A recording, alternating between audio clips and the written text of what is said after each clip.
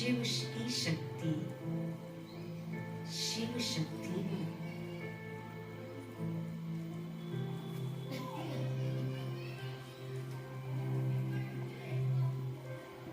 तो जैसे शिव परमात्मा शांति के सागर है, मैं शिव शक्ति में शांत स्वरूप हूँ।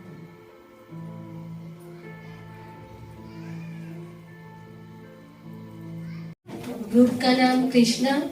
नारी में है शक्ति सारी, नारी में है शक्ति सारी, न समझो उसको बेचारी।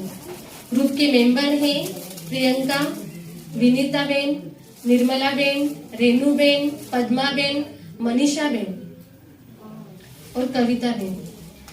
हमें इस शिव शक्ति के इस प्रोग्राम से और इनके अनुभवों से ये प्रेरणा मिली कि शिव शक्ति वह जो योग की शक्ति, शांति और सहन शक्ति का बेमिसाल उदाहरण है। शिव शक्ति वह जो दूसरों को परिवर्तन करने के पहले स्वयं में कुछ परिवर्तन करे, किसी के ऊपर डिपेंडिंग ना रहने की।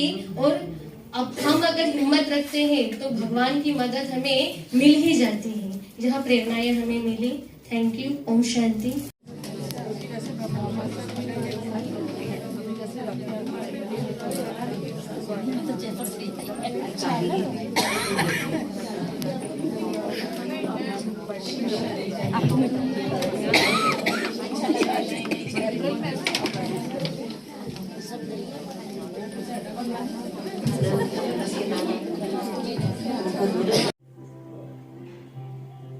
कौन सी आंतरिक शक्ति थी, वो कौन सा आंतरिक गुण था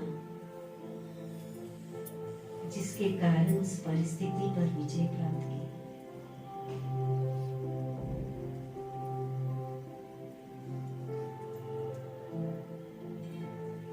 चाहे वो हिम्मत, चाहे वो खुद के ऊपर विश्वास। ओम शांति। शिव शक्ति लीडरशिप इनिशिएटिव ये ब्रह्मा कुमारीज का एक अंतरराष्ट्रीय प्रोजेक्ट है और इस प्रोजेक्ट की ये विशेषता है कि इसमें हम लेक्चर्स नहीं करते हैं, लेकिन हम इनवाइट करते हैं जो भी महिलाएं हैं, कुमारियां हैं, उनको इनवाइट करते हैं, एक विषय लेते हैं और उस विषय के ऊपर एक रिफ्लेक्शन एक्सरसाइज करवाते हैं, जिससे कि उनको अपने जीवन की वो परिस्थिति याद आ जाती है जिसमें उन्होंने अपनी कोई ना कोई आंतरिक शक्ति व गुण का प्रयोग करके उस परिस्थिति का सामना किया, विजय प्राप्त की और फिर उसका उनके ऊपर व दूसरों पर क्या प्रभाव पड़ा, वो अनुभवों का आदान प्रदान करते हैं और उस अनुभवों से क्या प्रेरणा मिली कि शिव शक्ति का क्या अर्थ है, उसका गहन अर्थ क्या है, वो बताते हैं।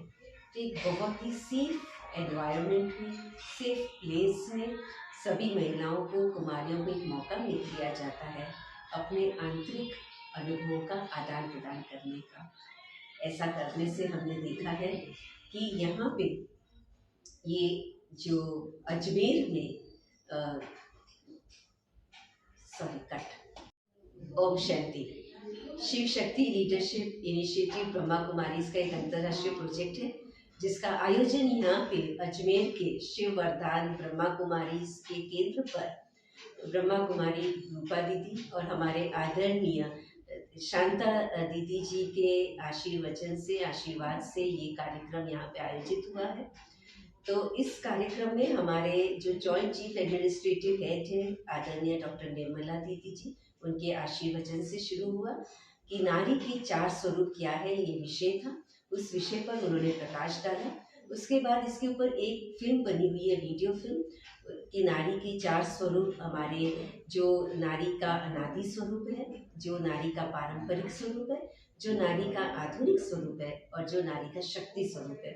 ये चारों स्वरूप क्या है उसके बारे में फिल्म में बताई गई, चारों युगों से लेकर के नारी के 4 स्वरूप। उसके बाद as a focal point person मुझे ये सेवा का मौका मिला कि एक रिफ्लेक्शन एक्सरसाइज कराएं। सभी महिलाएं, कुमारियां जो आई हुई थी, अजमेर की सभी अग्रणी महिलाएं भी थे उसमें और साधारण महिलाएं भी जो घर कार्य करने वाली भी थी, तो समाज सेविकाएं भी थी, और इन सभी महिलाओं को एक रिफ्लेक्शन एक्सरसाइज कराया गया इन्हीं नारी के 4 स्वरूप को लेकर के, अपने बचपन में जाते हुए कि बचपन का कैसे हमारा नारी स्वरूप होता है, बड़े होते हैं तो कैसे हमारा पारंपरिक स्वरूप हो जाता है, जैसे समाज ने बताया वैसे हम करना शुरू कर देते हैं, और उसके बाद हमारा आधुनिक स्वरूप कि हमें अब पारंपरिक स्वरूप में नहीं रहना है, उसका डट के सामना करना है, लेकिन इसमें कुछ ना कुछ हम मिस करते हैं। और वो मिसिंग क्या है कि हमारे आंतरिक शक्ति स्वरूप को हमने अभी तक पहचाना नहीं, या उसके ऊपर हमने फोकस नहीं किया।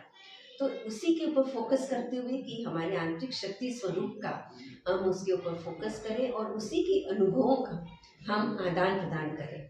तो हर महिला, हर नारी से उनको वो अनुभव की स्मृति दिलाई गई कि आपके जीवन में वो कौन सी परिस्थिति थी जिसमें आपने अपनी आंतरिक शक्ति का प्रयोग किया और उसका क्या प्रभाव पड़ा, और फिर इस अनुभव से आपको क्या प्रेरणा मिली कि शिव शक्ति किसको कहा जाता है।